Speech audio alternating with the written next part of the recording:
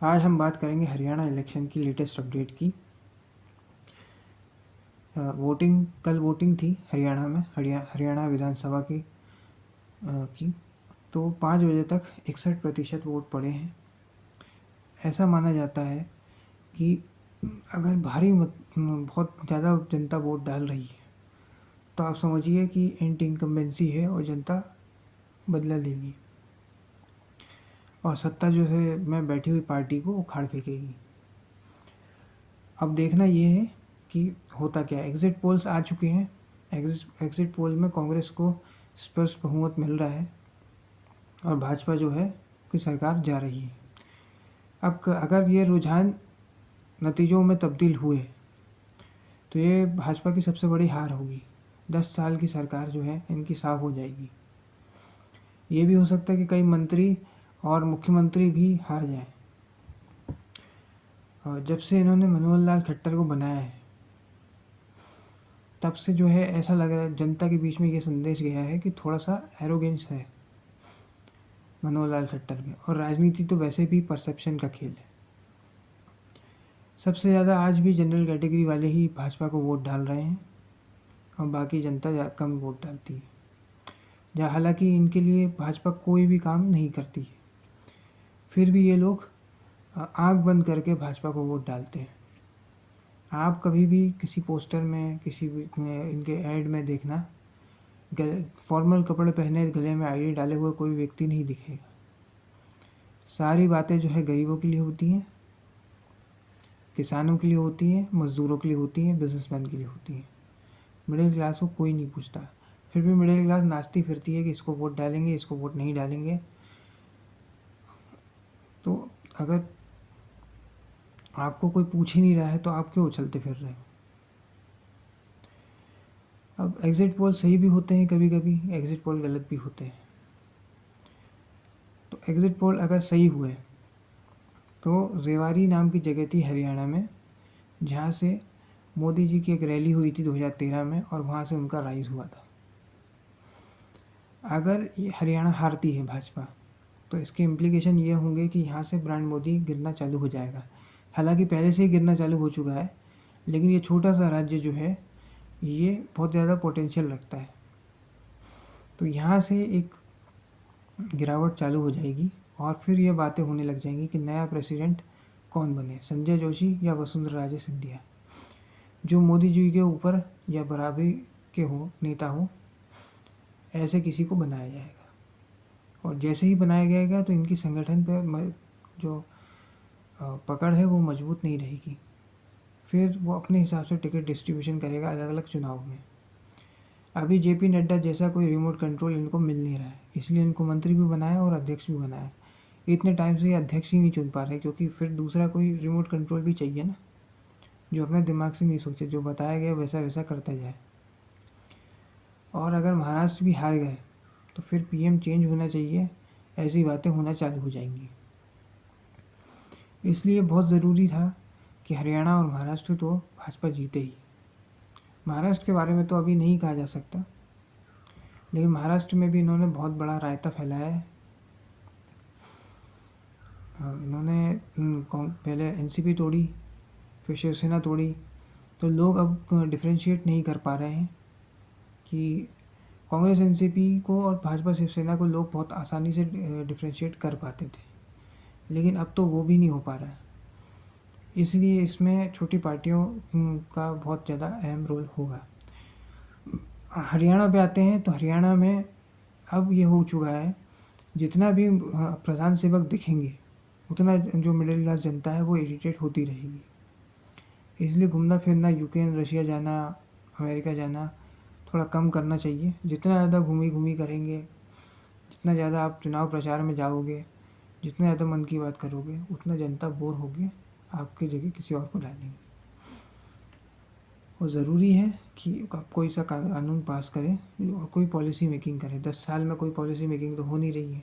Infrastructure की हालत आप देख ही रहे हो, कहीं रोड गिर रही है, कहीं ब्रिज गिर रहे हैं, कहीं कुछ हो रहा है, कहीं कुछ हो रहा है।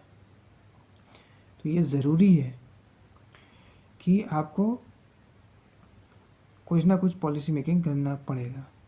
अन्यथा आप एक के बाद एक चुनाव हारते जाओगे और आपका ब्रांड जो एक ज़माने में आपको देख के जनता वोट डालती थी वो ख़त्म हो जाएगा। और जब तक वोट दिलाने की क्षमता आप में है तब तक पार्टी आपको पूछ रही है। जैसे आडवाणी की हालत 2009 के बाद हुई थी वैसे ही आपकी हालत हो जाएगी। फिर आपको भी मार्गदर्शन मंडल में डाल दिया जाएगा। इसलिए समझिए चीज़ों को, सोच समझ के निर्णय लीजिए। ये रुझान अगर नतीजों में तब्दील हो गए, एग्ज़िट पोल अगर सही निकल गए तो कॉन्सिक्वेंसेस बहुत बुरे हो सकते हैं।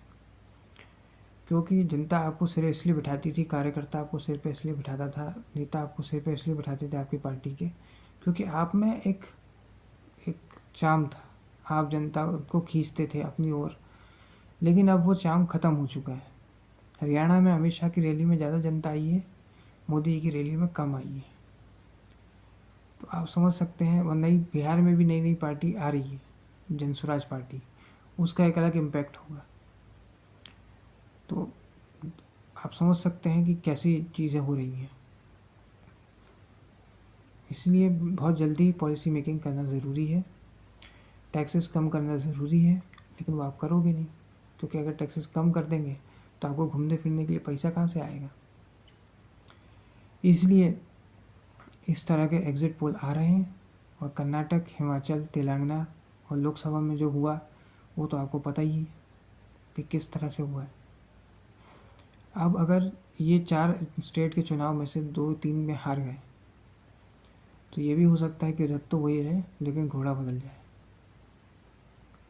क्योंकि भाजपा आरएसएस ग्राउंड लेवल पे चीज़ों को समझ सकती है और जनता जो फीडबैक देती है उसके बारे में भी सोच विचार करती है। जैसे केरला में आरएसएस का जो मंथन चल रहा था वो इसी बारे में था।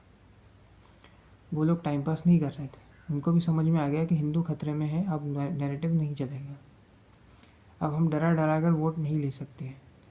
मिडिल क्लास वोटर जो है वो छिटक चुका है। अब शहरी मतदाता ही आपका वोटर है, गांव में आपका वोटर नहीं बचा है। और शहरी मतदाता के लिए आप कुछ करना चाहते नहीं हो, आपका पूरा फोकस गांव पे है, गांव वाले आपको वोट डालेंगे ही नहीं। और ये कास्ट पॉलिटिक्स में जो कांग्रेस कर रही है उसमें आप फंसोगे तो हारोगे, आप पे वो सूट करेगा ही नहीं। इसलिए सोचिए समझिए। कांग्रेस और अन्य विपक्षी दल आपको अपने पॉलिटिक्स में उलझा कर हराना चाहते हैं। इसलिए आप ग्राउंड पे जुड़िए जनता से, थोड़ी पदयात्रा करिए, थोड़ा लोगों से मिलिए। जैसे राहुल गांधी मणिपुर गए हैं, आप हर जगह गए लेकिन मणिपुर गए नहीं। दूसरा जो है, एक ऐसे नेता, लेमडक टाइप के नेताओं को बैठा दिया जाता है, जैसे गुजरात में किया गया है वैसे ही आपने हरियाणा में किया है, इससे पहले झारखंड में किया था। तो ऐसे लोगों को आप बिठा देते हो जो आपके ऊपर भारी ना पड़े। इस चक्कर में वो जो नेता है वो आपको हरवा देता है, क्योंकि उसका आगे चल के कुछ है नहीं। रबर स्टैम्प बना देते हो, अध्यक्ष भी आपने रबर स्टैम्प ही रखा है, तो उसका कोई फ़ायदा नहीं है। समझने की ज़रूरत है कि राजनीति में आपको सोचने समझ कर निर्णय लेने चाहिए। एक गलत निर्णय आपकी पूरी पार्टी को साफ कर सकता है। तो अब भाजपा के पास यही मौका बचा है कि प्रधानमंत्री बदलना पड़ सकता है, राष्ट्रीय अध्यक्ष बदलना पड़ सकता है, संजय जोशी या वसुंधरा राजे सिंधिया को लाना पड़ सकता है। अब ब्रांड मोदी गिरना चालू हो चुका है, अब वो चेहरे पर वोट नहीं पड़ता है और ये जितना ज़्यादा दिखेंगे उतना ही वोट कम होता जाएगा। पहले राहुल गांधी भाजपा के स्टार प्रचारक होते थे, अब नरेंद्र मोदी कांग्रेस के स्टार प्रचारक होते हैं। जहाँ पे प्रचार करने जाते हैं वही भाजपा हार जाती है। और आप तो जानते ही हैं कि स्मृति ईरानी जैसी नेता जिन्होंने राहुल गांधी को हराया था वो तक हार गई थी। इसलिए ये बहुत ज़रूरी है कि ग्राउंड लेवल पे जुड़िए। आज सारे के सारे बयानवीर बन चुके हैं। जैसे 2011-12 में होता था कांग्रेस के साथ, वैसे ही आज भाजपा के साथ हो रहा है। NDA 3 UPA 2 जैसा फील कर रही है। हर जगह कुछ ना कुछ नेगेटिव हो रहा है, ऐसे में कुछ एक पॉजिटिव लेकर आ जाते हैं, डिस्कनेक्ट फ्रॉम वर्क ले आते हैं या GST कम कर देते हैं, तो भी जनता आपको वोट डाल देती है। लेकिन आप ऐसा करोगे नहीं, क्योंकि आपने काम थोड़ी ना करना है, आपको तो घूमी घूमी करना है, फ़ोटो खिंचवाने हैं, मज़े करने हैं। बाहर जाते हो मेलिनी के साथ तो खुश हो के फ़ोटो खिंचवाते हो, यहाँ आते हो तो नाराज़ हुए फूफा की तरह शक्ल बनाते हो। तो ये तो होना ही है। देखते हैं 8 अक्टूबर को क्या होता है। अगर ये वीडियो आपको पसंद आया तो वीडियो को लाइक करें, शेयर करें और चैनल को सब्सक्राइब करें। धन्यवाद।